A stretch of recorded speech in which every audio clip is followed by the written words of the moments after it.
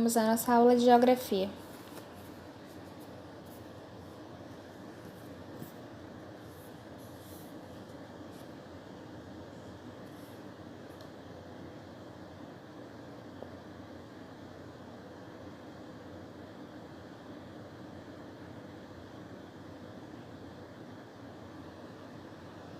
Lembre de copiar o caderno e a atividade que vem ao fim do vídeo.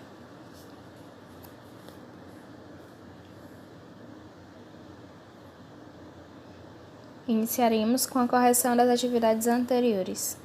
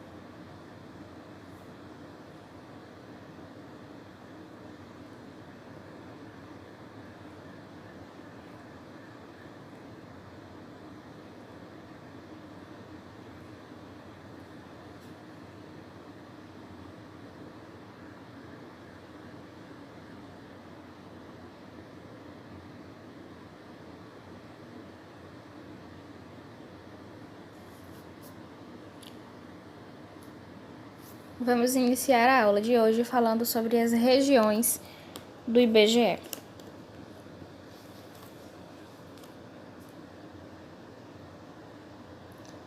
Então, para iniciar essa aula, vamos ver o significado de IBGE e de região. IBGE é o órgão responsável pela coleta e pela divulgação de dados sobre o Brasil que são utilizados no planejamento das ações do governo. E região é uma área da superfície terrestre que apresenta características próprias que a diferenciam das áreas vizinhas. Para reunir estados em uma mesma região, o IBGE utiliza critérios como semelhanças nos aspectos físicos, relevo, clima, vegetação, sociais e econômica. Você sabia que o Brasil é o terceiro maior país do continente americano e o quinto do mundo em extensão territorial? Então, em extensão territorial, o Brasil é o terceiro maior do continente e o quinto do mundo. Para melhor compreender e estudar, administrar um país tão grande, o Instituto Brasileiro de Geografia e Estatística, que é o IBGE, Instituto Brasileiro de Geografia e Estatística, estabeleceu a divisão do território do Brasil em 5 regiões. Então, as regiões são região Norte, região Centro-Oeste, região Nordeste, região Sudeste e região Sul. A grande extensão territorial do Brasil foi um fator que dificultou a sua administração desde o período colonial. Os povoados, vilas e cidades localizavam-se ao longo do extenso litoral e não se comunicavam uns com os outros. A ligação entre as partes do território era feita principalmente por caminhos de terra, onde transitavam animais de carga, além de transportes marítimos. Uma maior integração do território ocorreu com a abertura das ferrovias e, posteriormente, de estradas e desenvolvimento do transporte rodoviário. Apenas a partir do século XX, isso possibilitou o maior deslocamento de pessoas e mercadoria. Atualmente, a diversidade de meios de transporte e de comunicação aumentou a integração do território. Então, essa integração do território hoje aumentou por conta dos meios de transporte, dos meios de comunicação, mas antigamente não tinha, então era difícil aí essa comunicação entre os povos dessas vilas, dessas cidades. Os estados e municípios. Antes de falar sobre os estados e municípios, vamos ver o que são impostos. São contribuições financeiras pagas pelos moradores ao governo para custear gastos públicos. O Brasil é formado por 26 estados, mais o Distrito Federal, onde se localiza Brasília, a capital do país.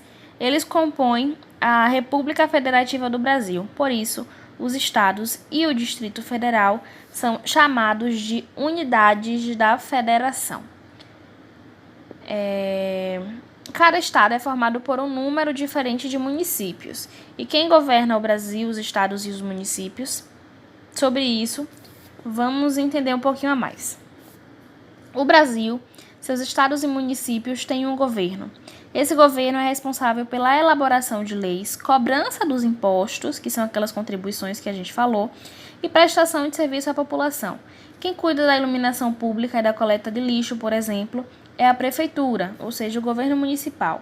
Já a segurança pública é de responsabilidade do governo estadual e todas as questões ligadas à defesa do país cabem à União, que é o governo federal. Os municípios são governados pelos prefeitos. Municípios é o mesmo que cidade, então os municípios ou as cidades são governados pelos prefeitos e vice-prefeitos. Os estados pelos governadores e vice-governadores e o país é governado pelo presidente e pelo vice-presidente. Todos eles são eleitos pela população, ou seja, são escolhidos por meio do voto da maioria das pessoas para que assim possam exercer o poder em nome delas. Ocupam cargos públicos que podem ser preenchidos tanto por homem quanto por mulher. O poder exercido pelos prefeitos, governadores e presidente recebe o nome de poder executivo. Então, prefeito, governador e presidente, eles exercem o poder executivo.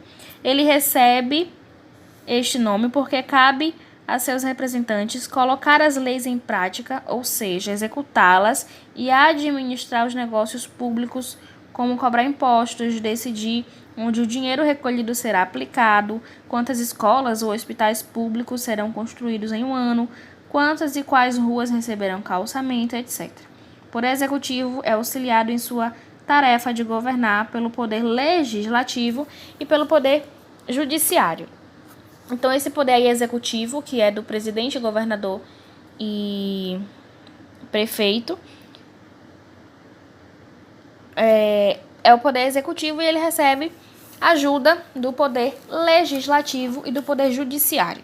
O poder legislativo é responsável pela elaboração e aprovação das leis. Para compor o poder legislativo também são eleitos através de voto os vereadores, os deputados estaduais e federais e os senadores. Então, o poder legislativo é composto pelos vereadores, deputados estaduais e federais e pelos senadores. O poder judiciário é o fiscalizador. Ele cuida para que essas leis sejam cumpridas e zela pelo direito dos indivíduos. Do poder judiciário fazem parte juízes, promotores de justiça. Então, aí no poder executivo, prefeitos, governadores e presidente. No poder legislativo são os vereadores, os deputados estaduais e federais e os senadores. E no poder judiciário fazem parte os juízes e os promotores da justiça. Do poder executivo, o nosso prefeito, quem governa a nossa cidade, é Joaquim Neto. O governador, quem governa o nosso estado, ou seja, quem governa a Bahia, é Rui Costa. E o presidente, ou seja, quem governa o Brasil, é Jair Messias Bolsonaro.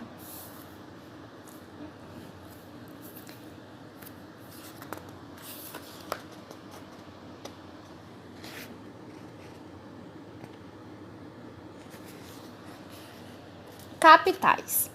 A capital de um país ou de um estado é a cidade onde estão localizados os principais órgãos da administração pública. Por isso, a capital é o principal centro de decisões. Na capital do Brasil, que é Brasília, a capital do Brasil é Brasília, encontra-se a sede do governo federal.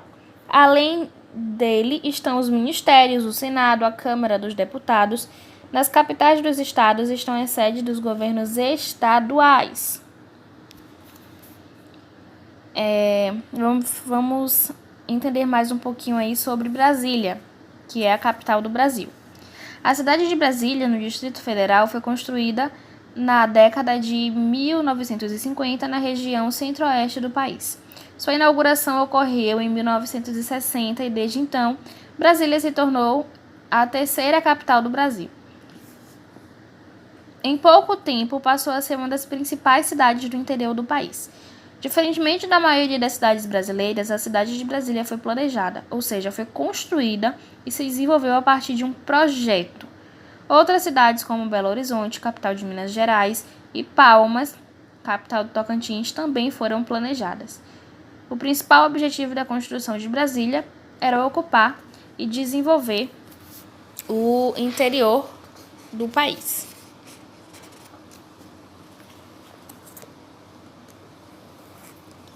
Então, com base no assunto estudado, vamos à nossa atividade.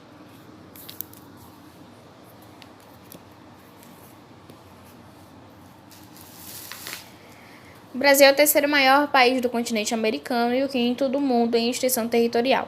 Para melhor compreender, estudar e administrar, foi criado um órgão. Qual foi? O que significa IBGE? O que o IBGE estabeleceu para melhorar a administração? Registra 5 regiões do Brasil.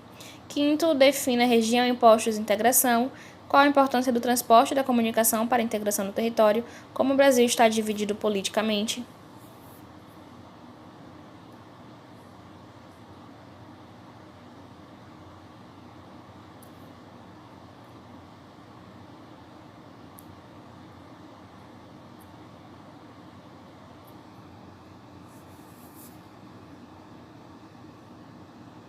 Quem governa o país, o estado e o município? E o dinheiro recolhido através dos impostos, eles são gastos em quê?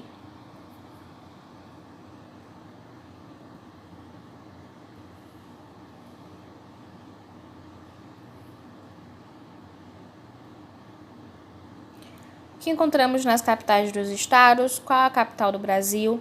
Brasília foi a terceira capital do Brasil. Quais cidades já foram capital de nosso país? Lembrando que vocês têm aí tudo no livro de vocês, de geografia.